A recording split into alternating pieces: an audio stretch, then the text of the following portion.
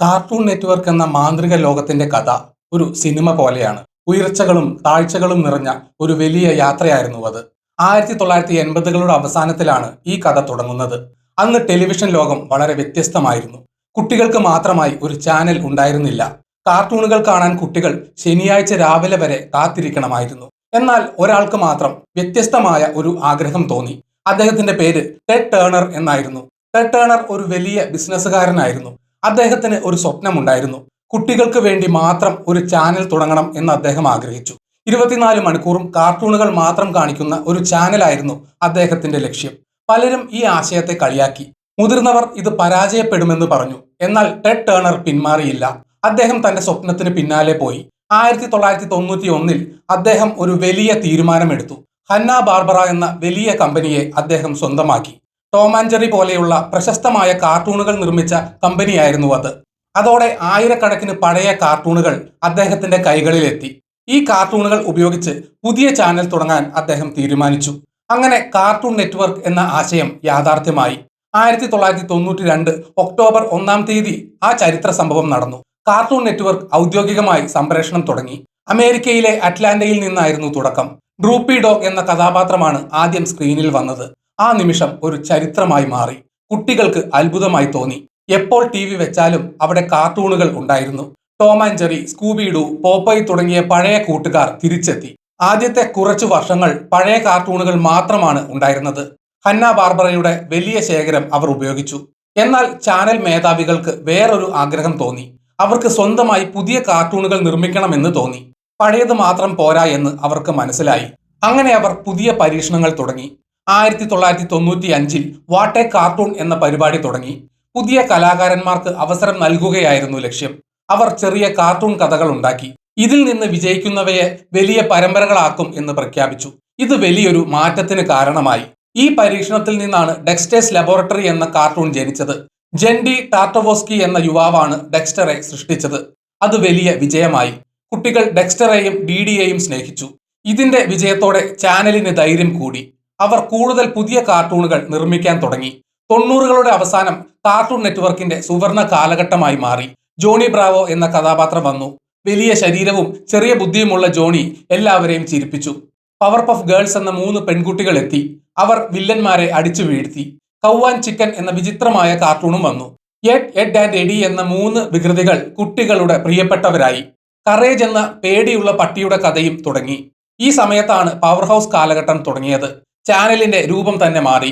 കറുപ്പും വെളുപ്പും നിറങ്ങളിലുള്ള കട്ടകൾ ചാനലിന്റെ അടയാളമായി. വളരെ വേഗത്തിലുള്ള സംഗീതവും ദൃശ്യങ്ങളും വന്നു. കുട്ടികൾ ടി വിക്ക് മുന്നിൽ നിന്ന് മാറാതായി. സ്കൂൾ വിട്ടു വന്നാൽ ഉടൻ കാർട്ടൂൺ നെറ്റ്വർക്ക് വെക്കുമെന്ന അവസ്ഥയായി. പിന്നീട് ടുണാമി എന്ന പുതിയ വിഭാഗം തുടങ്ങി. ഇത് ജപ്പാനിൽ നിന്നുള്ള അനിമേഷൻ കാർട്ടൂണുകൾ കൊണ്ടുവന്നു. ഡ്രാഗൺ ബോൾസി, പോക്കിമോൻ തുടങ്ങിയവ ഇതിലൂടെയാണ് പ്രശസ്തമായത്. ആക്ഷൻ കാർട്ടൂണുകൾക്ക് വലിയ ആരാധകരുണ്ടായി. ബാറ്റ്മാൻ, സൂപ്പർമാൻ തുടങ്ങിയവരും ചാനലിലെത്തി. ആൺകുട്ടികൾക്കും പെൺകുട്ടികൾക്കും ഒരുപോലെ ഇഷ്ടപ്പെട്ട ചാനലായി അത് മാറി. 2001 സമുറായ് ജാക്ക് എന്ന അത്ഭുതകരമായ കാർട്ടൂൺ വന്നു. ഇതിന്റെ ചിത്രം വരയ്ക്കുന്ന രീതി വളരെ വ്യത്യസ്തമായിരുന്നു. സിനിമകളെ വെല്ലുന്ന ആക്ഷൻ രംഗങ്ങൾ ഇതിലുണ്ടായിരുന്നു. മുതിർന്നവർ പോലും ഇത് കണ്ട് അത്ഭുതപ്പെട്ടു. ജസ്റ്റിസ് ലീഗ് എന്ന സൂപ്പർ ഹീറോ സംഘവും ഇക്കാലത്ത് വന്നു. കാർട്ടൂൺ നെറ്റ്വർക്ക് ലോകത്തിലെ നമ്പർ 1 കുട്ടികളുടെ ചാനലായി മാറി. 2004 വീണ്ടും ഒരു വലിയ മാറ്റം വന്നു. ഇതിനെ സിറ്റി കാലഘട്ടം എന്ന് വിളിക്കുന്നു. എല്ലാ കാർട്ടൂൺ കഥാപാത്രങ്ങളും ഒരേ നഗരത്തിൽ താമസിക്കുന്നതായി കാണിച്ചു. റോഡിലൂടെ നടക്കുന്ന ജോണി ബ്രാവോയും കാർ ഓടിക്കുന്ന സമുറായ് ജാക്കിനെയും കാണാമായിരുന്നു. ഇത് കുട്ടികൾക്ക് വലിയ കൗതുകമുണ്ടാക്കി. എല്ലാ കാർട്ടൂണുകളും ഒരേ ലോകത്താണ് നടക്കുന്നത് എന്ന് അവർ വിശ്വസിച്ചു. ഈ സമയത്താണ് ബെൻ 10 എന്ന സൂപ്പർ ഹിറ്റ് കാർട്ടൂൺ വന്നത്. 10 അന്യഗ്രഹ ജീവികളായി മാറാൻ കഴിയുന്ന കുട്ടിയുടെ കഥയായിരുന്നു അത്. ബെൻ 10 ലോകമെമ്പാടും തരംഗമായി. കളിപ്പാട്ടങ്ങളും ബാഗുകളും എല്ലാം ബെൻ 10 മയമായി. ഫോസ്റ്റേഴ്സ് ഹോം എന്ന കാർട്ടൂണും ഇക്കാലത്ത് പ്രശസ്തമായി. സാങ്കല്പിക സുഹൃത്തുക്കളുടെ വീടായിരുന്നു അത്. എന്നാൽ 2007 ഒരു വലിയ ദുരന്തം സംഭവിച്ചു. ബോസ്റ്റൺ എന്ന നഗരത്തിൽ ഒരു ബോംബ് ഭീഷണി ഉണ്ടായി. അക്വാടീൻ ഹങ്കർ ഫോഴ്സ് എന്ന കാർട്ടൂണിന്റെ പരസ്യത്തിന് വെച്ച ലൈറ്റുകൾ ബോംബാണെന്ന് പോലീസ് തെറ്റിദ്ധരിച്ചു. നഗരം മുഴുവൻ ഭീതിയിലായി. ഇത് ചാനലിന് വലിയ പേരുദോഷമുണ്ടാക്കി. ചാനലിന്റെ തലവനായ ജിം സാമ്പിൾസ് ഇതിന്റെ ഉത്തരവാദിത്തം ഏറ്റെടുത്ത് രാജിവെച്ചു. ഇതൊരു വലിയ തിരിച്ചടിയായിരുന്നു. പുതിയ മേധാവികൾ വന്നു. അവർ ചാനലിന്റെ രീതികൾ മാറ്റാൻ ശ്രമിച്ചു. CN റിയൽ എന്ന പുതിയ പരീക്ഷണം അവർ നടത്തി. കാർട്ടൂണുകൾക്ക് പകരം യഥാർത്ഥ മനുഷ്യർ അഭിനയിക്കുന്ന പരിപാടികൾ തുടങ്ങി. ഇത് വലിയൊരു അബദ്ധമായിരുന്നു. കുട്ടികൾക്ക് ഇത് ഇഷ്ടപ്പെട്ടില്ല. അവർ കാർട്ടൂൺ കാണാനാണ് ആഗ്രഹിച്ചത്. ചാനലിന്റെ റേറ്റിംഗ് കുത്തനെ കുറഞ്ഞു. ആരാധകർ ദേഷ്യത്തിലായി. കാർട്ടൂൺ നെറ്റ്വർക്ക് തകർച്ചയിലേക്ക് പോയി. പഴയ പ്രതാപം നഷ്ടപ്പെട്ടതായി തോന്നി. എന്നാൽ 2010 വീണ്ടും ഒരു ഉയർത്തെഴുന്നേൽപ്പുണ്ടായി. അഡ്വഞ്ചർ ടൈം എന്ന കാർട്ടൂണാണ് ഇതിന് കാരണമായത്. ഫിൻ എന്ന കുട്ടിയുടെയും ജെയ്ക്ക് എന്ന നായയുടെയും കഥയായിരുന്നു അത്. അത് വളരെ വിചിത്രവും മനോഹരവുമായിരുന്നു. അഡ്വഞ്ചർ ടൈം വലിയ ഹിറ്റായി.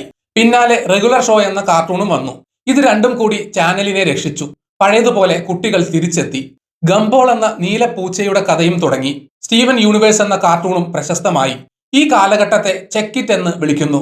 ചാനൽ വീണ്ടും നിറങ്ങൾ കൊണ്ട് നിറഞ്ഞു. 2010കളുടെ മധ്യത്തിൽ കാർട്ടൂൺ നെറ്റ്വർക്ക് വീണ്ടും ശക്തമായി. ടീൻ ടൈറ്റൻസ് ഗോ എന്ന കോമഡി കാർട്ടൂൺ വന്നു. ചില പഴയ ആരാധകർക്ക് ഇത് ഇഷ്ടപ്പെട്ടില്ലെങ്കിലും കുട്ടികൾക്ക് ഇഷ്ടമായി. ബെൻടെൻ പുതിയ രൂപത്തിൽ വീണ്ടും വന്നു. പവർ പഫ് ഗേൾസ് തിരിച്ചെത്തി. എന്നാൽ ഇത്തവണ കാര്യങ്ങൾ പഴയതുപോലെ എളുപ്പമായിരുന്നില്ല. ഇന്റർനെറ്റ് എന്ന പുതിയ വില്ലൻ അപ്പോഴേക്കും വന്നിരുന്നു. കുട്ടികൾ TV കാണുന്നത് കുറച്ചു. അവർ യൂട്യൂബിലും നെറ്റ്ഫ്ലിക്സിലും സമയം ചിലവഴിക്കാൻ തുടങ്ങി. ഫോണുകളിലും ടാബ്ലറ്റുകളിലും കാർട്ടൂൺ കാണാൻ തുടങ്ങി. ഇത് ചാനലിനെ ബാധിച്ചു. TV റേറ്റിംഗ് മെല്ലെ കുറയാൻ തുടങ്ങി. കാർട്ടൂൺ നെറ്റ്വർക്ക് ഇതിനെ നേരിടാൻ പാടുപെട്ടു. അവർ സ്വന്തമായി ആപ്പുകൾ തുടങ്ങി, ഗെയിമുകൾ ഇറക്കി. പക്ഷേ മാറ്റം തടയാൻ കഴിഞ്ഞില്ല. 2020 ആയപ്പോഴേക്കും ലോകം മുഴുവൻ മാറി. സ്ട്രീമിംഗ് സേവനങ്ങൾ ഭരണം ഏറ്റെടുത്തു. HBO Max എന്ന പുതിയ പ്ലാറ്റ്ഫോം വന്നു. കാർട്ടൂൺ നെറ്റ്വർക്കിന്റെ പല ഷോകളും അതിലേക്ക് മാറ്റി. ചാനലിന്റെ അറ്റ്ലാന്റയിലെയും കാലിഫോർണിയയിലെയും സ്റ്റുഡിയോകൾക്ക് മാറ്റങ്ങൾ വന്നു. പ്രശസ്തമായ കാർട്ടൂൺ നെറ്റ്വർക്ക് സ്റ്റുഡിയോ കെട്ടിടം പൂട്ടി. പല ജീവനക്കാരെയും പിരിച്ചുവിട്ടു. ഇത് പഴയ ആരാധകരെ വേദനിപ്പിച്ചു. വാർണർ ബ്രദേഴ്സ് എന്ന വലിയ കമ്പനിയുമായി അവർ ലയിച്ചു. ഇന്ന് കാർട്ടൂൺ നെറ്റ്വർക്ക് പഴയതുപോലെ ശക്തമല്ല. എങ്കിലും അതിന്റെ ഓർമ്മകൾ മരിക്കുന്നില്ല. 90കളിൽ ജനിച്ചവർക്കും 2000കളിൽ ജനിച്ചവർക്കും അതൊരു വികാരമാണ്. സ്കൂൾ കാലഘട്ടത്തിലെ ഏറ്റവും നല്ല ഓർമ്മകളിൽ ഒന്നാണ്. ടോം ആൻഡ് ജെറിയുടെ ഓട്ടവും സ്കൂബി ഡൂവിന്റെ പേടിയും ആരും മറക്കില്ല. ബെൻടെന്നിന്റെ വാച്ചും ഡെക്സ്റ്ററുടെ ലബോറട്ടറിയും മനസ്സിൽ മായാതെ നിൽക്കുന്നു. ഒരു ചെറിയ ആശയത്തിൽ നിന്നാണ് ഇത് തുടങ്ങിയത്. ടെഡ് ടേണറുടെ ആ ധൈര്യം ലോകത്തെ മാറ്റിമറിച്ചു. ലോകമെമ്പാടുമുള്ള കുട്ടികൾക്ക് ഒരേ ഭാഷ സംസാരിക്കാൻ കഴിഞ്ഞു. അത് കാർട്ടൂണിന്റെ ഭാഷയായിരുന്നു. ചിരിയുടെയും സന്തോഷത്തിന്റെയും ഭാഷയായിരുന്നു അത്. എത്ര കാലം കഴിഞ്ഞാലും ആ കറുപ്പും വെളുപ്പും ലോഗോ കാണുമ്പോൾ മനസ്സിൽ ഒരു സന്തോഷം തോന്നും. ഇപ്പോൾ മുതിർന്നവർക്കുള്ള അഡൽട്ട് സ്വിം എന്ന വിഭാഗം രാത്രിയിൽ സംപ്രേഷണം ചെയ്യുന്നുണ്ട്. അതിൽ റിക്ക് ആൻഡ് മോർട്ടി പോലെയുള്ള കാർട്ടൂണുകൾ ഉണ്ട്.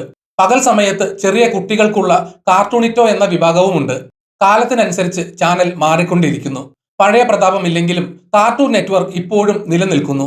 സിനിമയിലെ ക്ലൈമാക്സ് പോലെയാണ് ഇപ്പോൾ കാര്യങ്ങൾ. ഭാവി എന്താകുമെന്ന് ആർക്കും അറിയില്ല. പക്ഷേ കഴിഞ്ഞ 30 വർഷത്തെ ചരിത്രം നോക്കിയാൽ ഒന്ന് ഉറപ്പാണ്: നല്ല കഥകൾക്ക് എന്നും സ്ഥാനമുണ്ടാകും. രൂപം മാറിയാലും ഭാവം മാറിയാലും കാർട്ടൂണുകൾ നിലനിൽക്കും. പുതിയ തലമുറ പുതിയ രീതിയിൽ അത് ആസ്വദിക്കും. അവസാനം തിരിഞ്ഞു നോക്കുമ്പോൾ ഇതൊരു അത്ഭുത കഥയാണ്. ഒരു TV ചാനൽ എങ്ങനെ കോടിക്കണക്കിന് കുട്ടികളുടെ ബാല്യകാലം മനോഹരമാക്കി എന്ന കഥ. അത് വെറും ഒരു ചാനൽ ആയിരുന്നില്ല, അതൊരു കൂട്ടുകാരനായിരുന്നു. കൂടെ ചിരിക്കാനും ചിന്തിക്കാനും പഠിപ്പിച്ച കൂട്ടുകാരൻ. ആ മാന്ത്രിക പെട്ടിയിൽ വിരിഞ്ഞ വിസ്മയങ്ങൾ ചരിത്രത്തിൽ എന്നും ഉണ്ടാകും. ഈ കഥ ഇവിടെ അവസാനിക്കുന്നില്ല. പുതിയ രൂപത്തിൽ അത് തുടരുന്നു. മാക്സ് എന്ന സ്ട്രീമിംഗ് പ്ലാറ്റ്ഫോമിലൂടെ പഴയതും പുതിയതുമായ കഥകൾ വരുന്നു. ഡിജിറ്റൽ ലോകത്തും കാർട്ടൂൺ നെറ്റ്വർക്ക് സാന്നിധ്യം അറിയിക്കുന്നു. സാങ്കേതിക വിദ്യ വളരുമ്പോഴും കഥയോടുള്ള ഇഷ്ടം കുറയുന്നില്ല. ഇന്നും പലരും യൂട്യൂബിൽ പഴയ ക്ലിപ്പുകൾ തിരയുന്നു. കാർട്ടൂൺ ഫ്രൈഡേസ് എന്ന പഴയ പരിപാടിയെക്കുറിച്ച് സംസാരിക്കുന്നു.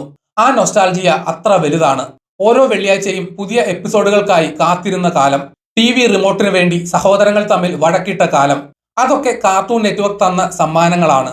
ചുരുക്കത്തിൽ പറഞ്ഞാൽ ഇതൊരു വിജയഗാഥയാണ്. പ്രതിസന്ധികളെ അതിജീവിച്ച കഥ, മാറ്റങ്ങളെ ഉൾക്കൊണ്ട കഥ, പലതവണ വീണു പോയിട്ടും തിരിച്ചു വന്ന കഥ. ടെഡ് ടേണർ കണ്ട സ്വപ്നം എത്ര വലുതായിരുന്നു എന്ന് ഇപ്പോൾ മനസ്സിലാകുന്നു. അദ്ദേഹം അന്ന് ആ റിസ്ക് എടുത്തില്ലായിരുന്നുവെങ്കിൽ നമ്മുടെ കുട്ടിക്കാലം ഇത്ര രസകരമാകുമായിരുന്നില്ല. കാർട്ടൂൺ നെറ്റ്വർക്കിന് നന്ദി. ആ നിറങ്ങൾക്കും ചിരികൾക്കും നന്ദി.